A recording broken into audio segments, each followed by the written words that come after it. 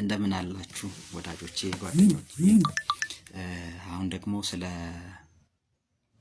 ሐሳብ እንድናወራ መጣው። ዛሬ ሐሳብ መሰረታዊና ሰው ለሚፈልጋቸው ነገሮች የሚፈልጋቸውን ነገሮች እንዲያደርግ የመጀመሪያ ቅድመ ሁኔታ ብሎ ምንም ሊያስቀምጥ ይችል ይሆናል። ምናልባት አንድ ነገር ለማድረግ የተለያዩ ነገሮች ይሄ ተሟልቷል የሚላቸው ነገሮች ግብአት የሚሆኑ ነገሮችን ቀድሞ ሊያስብ ይችል ይሆናል። ነገር ግን ከሁሉም በፊት ደግሞ ሐሳብ አለ። ያ ሐሳብ መሰረታዊ እንደመሆኑ መጠን በጣም ትልቅ ትኩረት ሊደረግበት የሚገባ እሹ እንደሆነ ዛሬ ሲገነዘብ እቺን ነገር ላካፍላችሁ ብዬ ነው። ሰው በተለይ ገበሬው ፓርት ወይም አርሶ አደር ፓርት ጋር ካየን እነሱ ጋር የሚዘራ ዘር አለ። ያ ዘር በጣም ጥንቃቄ ይደረግበታል። ያ ዘር ጥንቃቄ የሚደረግበት ለምንድን ነው? ነገ ተዘርቶ ትልቅ ብዙ እህል ሆኖ ተሰብስቦ ለኔም ለቤተሰቦቼም ለሌሎችም አልፎ ተርፎ የሚተርፍ እህል ሆኖ እንዲመጣ ስለሚፈለግ ዘር ላይ ትልቅ ትኩረት ይደረጋል። ከዘርም ደግሞ የዘሩ የምትበቅለዋ ፓርት ውስጡ አለችው። እሷን ክፍል ካያችሁ በጣም በጥንቃቄ የሚያዘው ያ ክፍል እንዳይበላሽ ነው። ስለዚህ ሐሳብን ከዚች ከዘሯ ከዘሯ ውስጥ ከምትበቅለው ክፍል ጋር ለመስለው ወድጃለሁ ዛሬ። ለምንድን ነው? ያቺ ክፍል ከተበላሸች፣ ያቺ ክፍል የሆነ ችግር ከገጠመባት ያቺ ዘር ውጤታማ አትሆንም። ሰው ሲዘራ የምትበቅለውን ፓርት በጣም ትኩረት ላያደርግ ይችል ይሆናል። ነገር ግን እሷ ክፍል ነች ወሳኙ ክፍል። የዘሩን ውፍረት ሊያይ ይችላል፣ የዘሩን መልክ ሊያይ ይችላል፣ ሊበቅል ይችላል ምላቸው የተለያዩ ነገሮችን አይቶ ነው። ትልቁ ነገር ግን እሷ ፓርት ነች። ስለዚህ ነው በዋነኝነት የሚያበላሸውም ነገር የሚስተካከለውም ነገር እሱ ላይ መሰረት የሚያደርገው። ለምሳሌ ነቀዝ ካያችሁ ነቀዝ የሚባል ዘር የሚበላ ነገር አለ። ያቺ ነቀዝ የምትፈልገው ያቺን የምትበቅለዋን ፓርት ነው። እሷን ፓርት ከወጋት በኋላ እሷን ፓርት ከበላት በኋላ ያቺ ዘር ሳትሆን የምትሆነው ተራ ነገር ነው የምትሆነው። ካልተጣለ በስተቀር ወይም ለሌላ ነገር ካላዋል ነው በስተቀር ተዘርቶ ለነገ ብዙ ውጤት ሊያመጣ ፍሬ ሊያፈራ አይችልም። እንዲሁም ሐሳብ መጀመሪያ በሐሳብነቱ ካልተጠበቀ ጥንቃቄ ካልተደረገ የሚወጋው አካል አለ፣ የሚያጠቃ አካል አለ።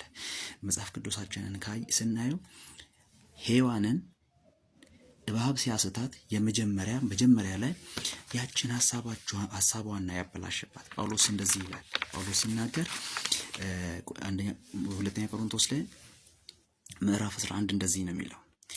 ነገር ግን ይላል እባብ በተንኮል ሔዋንን ሲያስታት በተንኮል እንዳሳታት ለእግዚአብሔርም ከሚሆን ክብር እንዳጎደላት ወይም ለእግዚአብሔር ክብር ለክርስቶስ ከሚሆን ቅንነት እንዳትጎሉ እናንተ ፈራለዋል።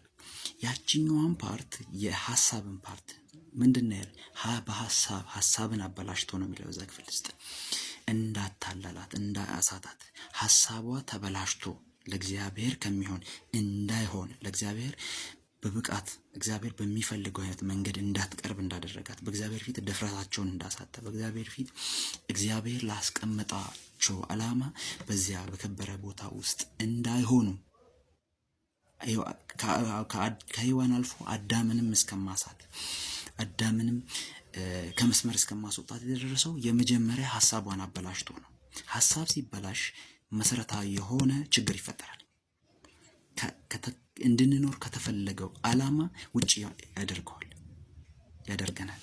ስለዚህ ሁላችንም ትኩረት ማድረግ ያለብን ሐሳባችን ላይ ነው። ሐሳባችን እንዳይበላሽ እግዚአብሔር መንፈሳዊ በሆነ በተባረከ ሐሳብ እንድንኖር ይፈልጋል።